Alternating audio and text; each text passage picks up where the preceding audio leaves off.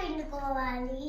ఆ తర్వాత అయితే సాల్ట్, ఆ తర్వాత అయితే పంచదార, ఆ తర్వాత అయితే సోడా పోసుకుండాలి.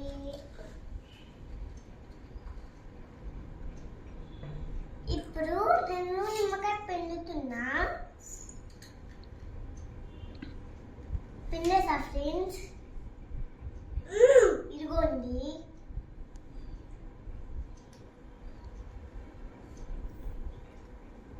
ఇప్పుడైతే పంచదార వేసుకోవాలి 1 స్పూన్లు.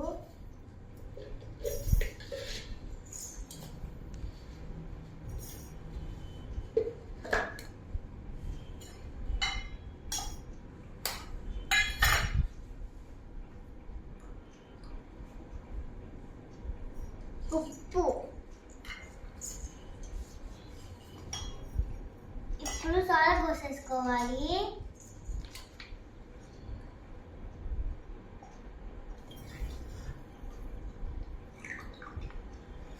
ఇప్పుడు మిక్సింగ్ చేసేసుకుందాం.